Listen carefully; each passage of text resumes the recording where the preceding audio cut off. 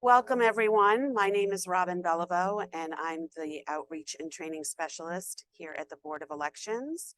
With me tonight is Ryan Childress, our Logistics Specialist, and Sarah Levier, our Director of Elections. I want to thank you all for joining us for our 7th seminar in our election education series. Tonight's seminar is all about certifying an election. For our online viewers, you are muted, but if you have questions, please use the Q&A box at the bottom of your screen. Questions will be answered at the end of the presentation. All right, so tonight's topics, we're going to go over election day results, canvass, absentee ballots, provisional ballots, the sample audit count, ballot and voter history audits, ties, protests, and recounts, and results and certification. So at the close of an election, the results are unofficial as the Board of Elections needs to ensure that every eligible vote has counted. At the close of the polls, results tapes are run from the tabulator or ballot scanner at each precinct location. A copy of these results is posted at the polling location to be viewable by the public. These are the only results from that polling location and are unofficial until all certification processes are completed. The chief judge at each polling location is tasked with transporting these results and other necessary materials to the Board of Elections office on election night. They must be accompanied by an appointed judge or other poll worker from their location who is affiliated with the opposite party. They bring with them a copy of the results tape, the box of voter authorizations to vote, which is the document a voter signs and exchanges to receive their ballot, the sealed ballot bin containing the voted ballots, along with the flash drives from the tabulator and ADA machine containing the results, and the laptops used for check-in, which will have the voter history. These items will be needed during canvass. The purpose of canvass is to account for every ballot cast and ensure that every eligible candidate vote is included in the official results. This process is completed during the 10 days following the election. During canvass, the Board of Elections confirms that every ballot that was cast was counted. We resolve any discrepancies through the audits and research eligibility of absentee and provisional ballots. Pre-canvass is a public board meeting, and it's held the day prior to the completion of canvass. Typically, this meeting is held in the morning. During pre-canvass, mail-in absentee ballots and provisional ballots are processed. Canvass completes with a public board meeting on the following day at 11 a.m., at which time the results are tabulated. So let's dive deeper into the processes completed during the 10-day canvass. All absentee by mail ballots that arrive after 5 p.m. the day before Election Day are considered during pre-canvass and canvass. In this last election, absentee by mail ballots could be accepted if received by November 13th with a postmark no later than Election Day. New legislation for the upcoming election will not allow absentee by mail ballots to be accepted after 7:30 p.m. on Election Day when the polls close. When an absentee by mail ballot has a deficiency, the voter has until 5 p.m. the day before the canvass board meeting to cure the deficiency. One deficiency is if the voter forgot to sign the envelope. Another is if the voter did not put the photocopy of their ID or the photo ID exception form in the clear sleeve of the return container. These voters are contacted by mail at the address they requested their absentee by mail ballot be sent to. They will also be contacted by phone and/or email if they provided that information when requesting their absentee by mail ballot. At the pre-canvass meeting, absentee by mail ballot recommendations will be made to the county board, who will make the decision to approve or disapprove ballots. A common reason for disapproval is having incomplete witness or notary information, such as missing witness signatures or no notary seal. It could be that the ballot envelope was not sealed properly, or the date received was after the deadline, or the postmark was illegible. As mentioned, new legislation enacted will allow for absentee by mail ballots to be counted if they arrive in our office by the close of polls on Election Day, which is 7:30 p.m. Approved ballots are then scanned.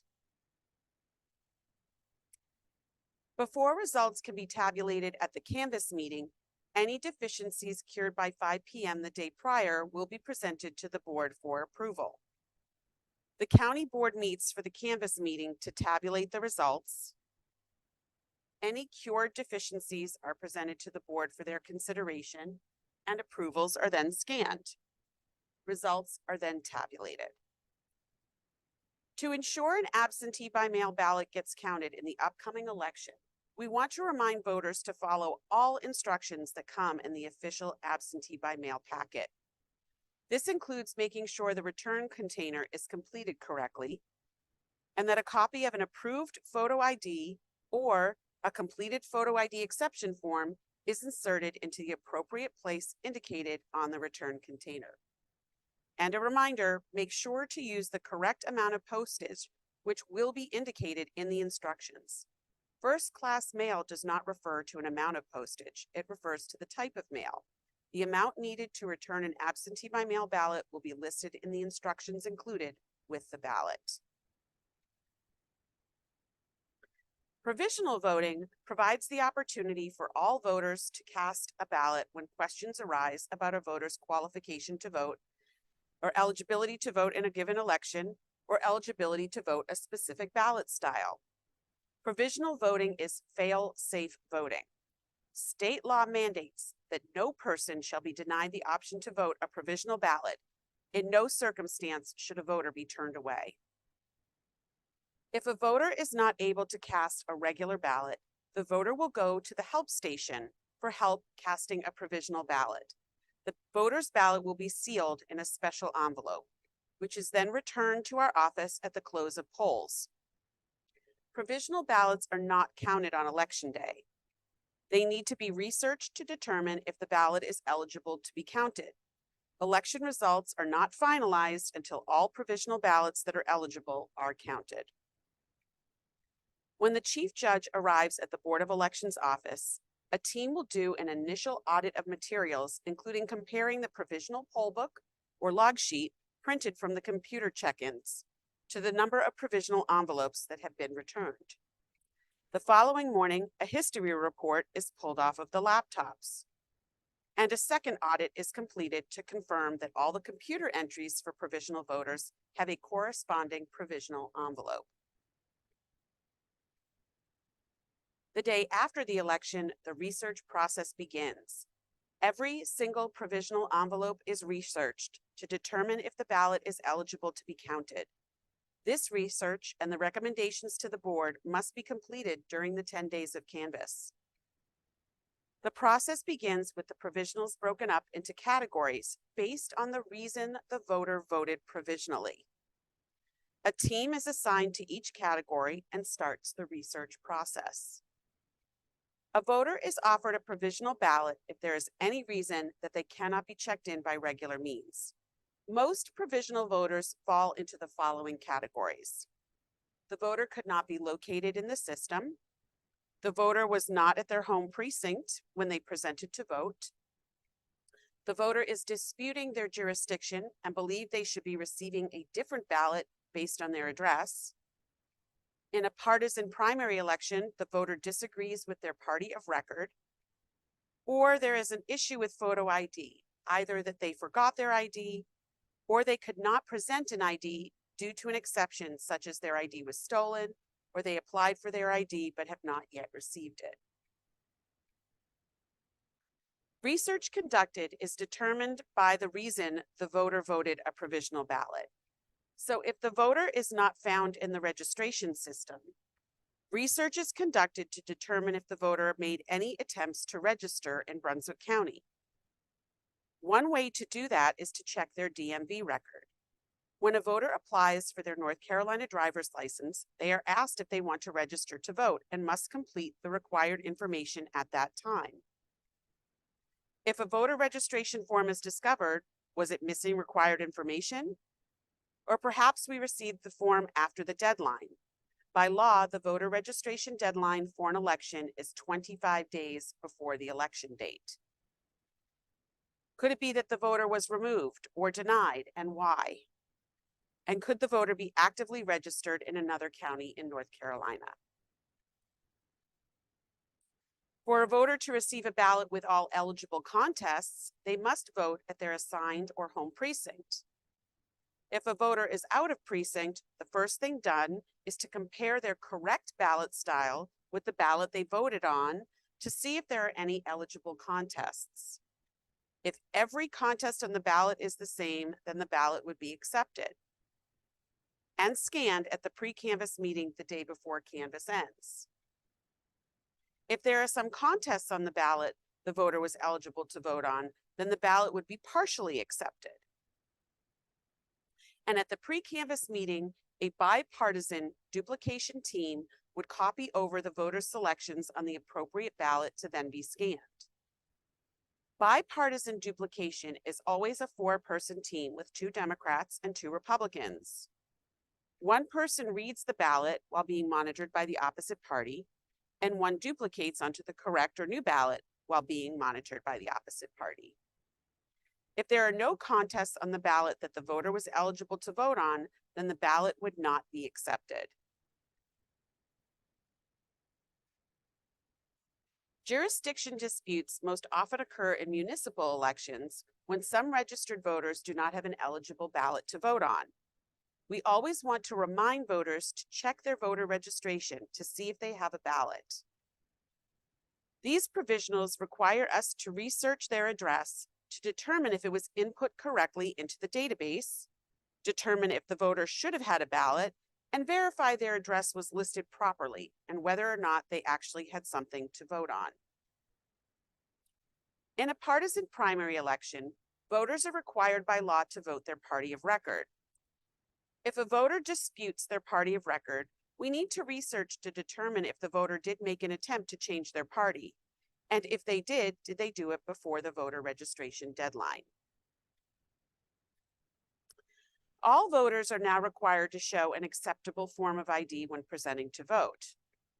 If a voter forgot their ID and stayed to vote provisionally, they would receive instructions to bring their ID by 5 p.m. the day before canvass is completed to satisfy the ID requirement. Voters who bring in their ID would have their ballot accepted, scanned, and tabulated as part of the official election results. Voters who did not have ID and completed the photo ID exception form would require us to confirm the exception form was executed properly, including having the voter's signature. And then the county board would determine at pre-canvass if the reason voted was acceptable within the law. There are 3 main reasons a voter would complete a photo ID exception form. They had a reasonable impediment, such as having their ID lost or stolen, applying for an ID but not receiving it. They could not get an ID due to lack of transportation, disability, or illness, or lack of appropriate documents to obtain an ID, work or school schedule or family responsibilities preventing them from getting an ID. It is also possible there could be a reason that prohibits them from presenting an ID due to state or federal law. A voter could also have a religious objection to being photographed, or the voter could have been a victim of a natural disaster occurring within 100 days before Election Day that resulted in a disaster declaration by the President of the United States or the Governor of North Carolina. The provisional team works diligently to complete their research process by the pre-canvass meeting, at which time their recommendations are provided to the county board. During the pre-canvass meeting, the county board will decide on all provisionals, with the exception of those that are due by 5 p.m. that evening. During the research process, the envelope with the ballot remains sealed. The envelope is only opened and the ballot removed if the ballot has been accepted or partially accepted. or if the ballot, as I said, needs to be duplicated due to partial acceptance or the voter was out of precinct. For an out-of-precinct voter, even if the ballot has all the same contests as they would have received at their assigned precinct, it is a different ballot style and thus needs to be duplicated onto the correct ballot style before being scanned. If a provisional is not approved, the envelope remains sealed and it is retained based on state law. Before provisional results can be tabulated at the canvass meeting, the county board reviews any provisionals that met the 5 p.m. deadline from the day before. Any approved would be opened and scanned, and results would then be tabulated. Voters can contact our office or the State Board of Elections to find out if their ballot was accepted. Every voter who votes provisionally is provided with an instruction sheet with a personal PIN number and directions for who and how to contact for information on their ballot. The instructions will indicate the voter needs to wait until canvass is complete to receive information on the status of their provisional ballot. Every election requires 2 precincts to go through a sample audit count. These are chosen at random by the State Board of Elections. The purpose of these audits is to verify that the tabulator is reading the ballots correctly. The meeting is live streamed to the public with limited seating available to watch in person. The audit is overseen by our bipartisan county board as well. Each precinct is assigned a 4-person bipartisan team with 2 Democrats and 2 Republicans per team, broken into bipartisan pairs. The team hand tallies the results, and the goal is for the teams to match one another and confirm the machine and results are correct. If there is not a match, the teams must redo the audit until the results do match, working out any errors. Tracking occurs to determine if any errors are human error when counting, such as a missed mark in a ballot box, or seeing a name written in, but the box next to it is not filled in completely. During the audit, it can be determined if there are machine errors or human errors. The audit continues until they match. Some audits can take as little as 2 hours, while others can take all day to complete.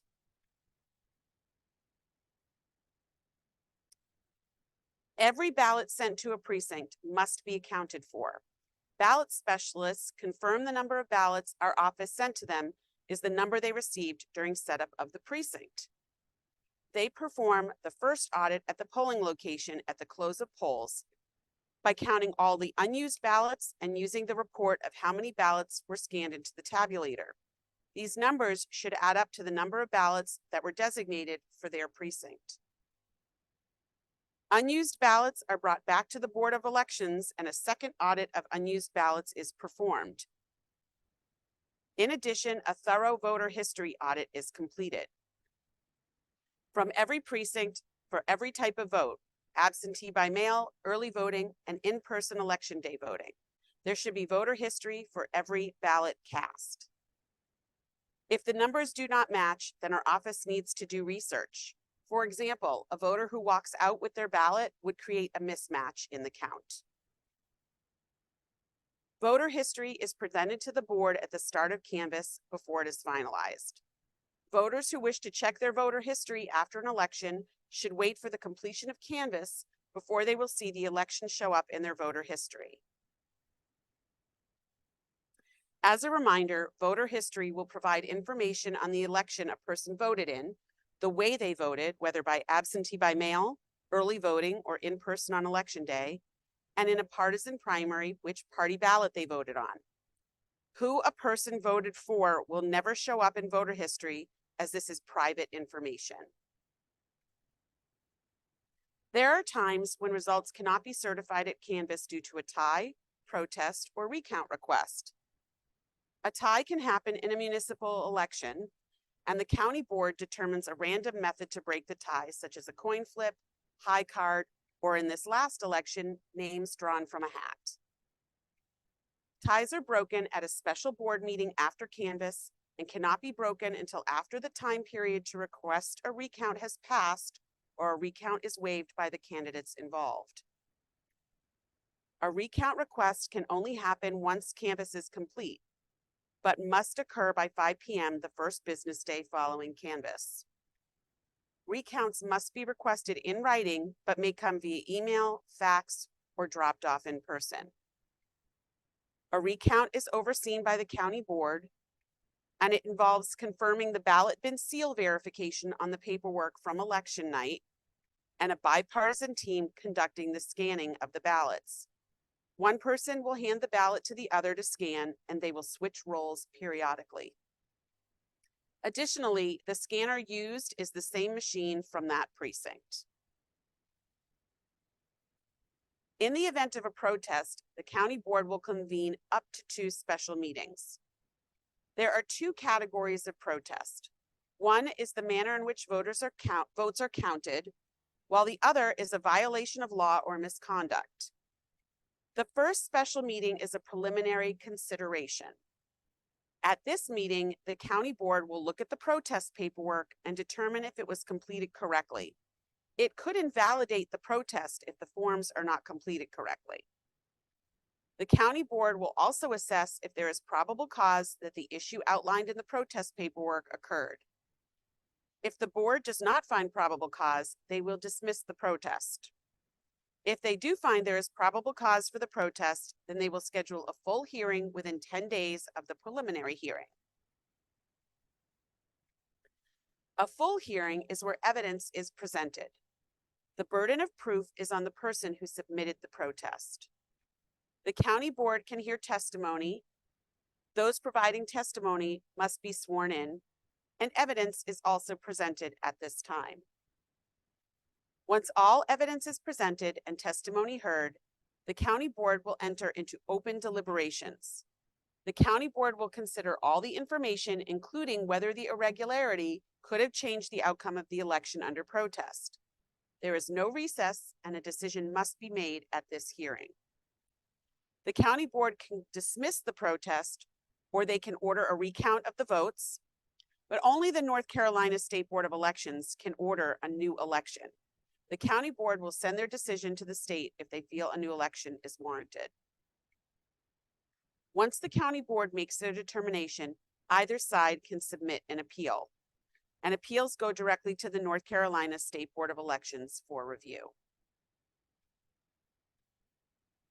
Tabulated results from canvass and any special meetings outcomes are submitted to the North Carolina State Board of Elections for state certification. We have a public website in which results are posted for each election.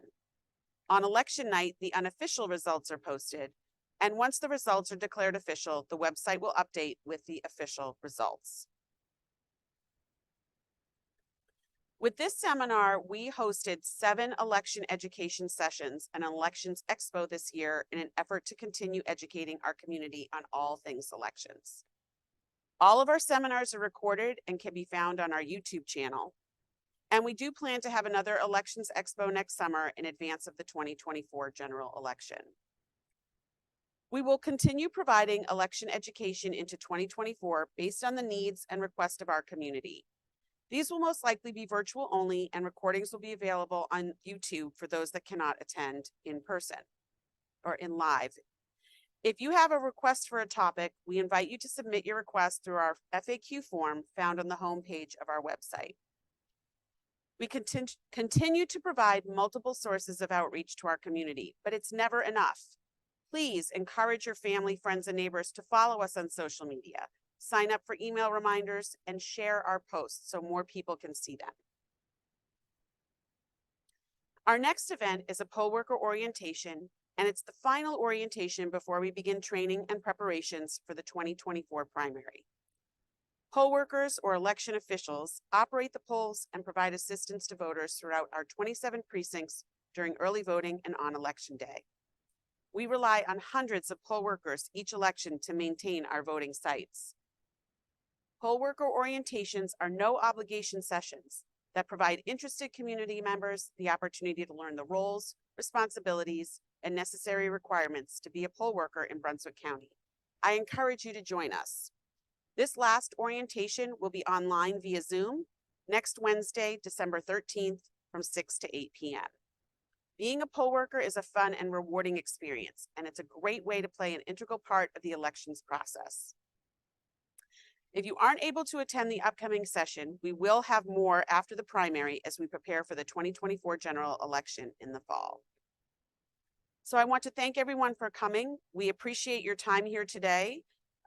This last slide has our contact information, website, and social media handles. I encourage you to follow us on any of these sites that you use. We continue to provide education resources and timely information through these sources. Please tell your family, friends, and neighbors to follow us as well. And if you have any questions at any time after this meeting, you can go to our website and complete the submission form so we can get them answered for you.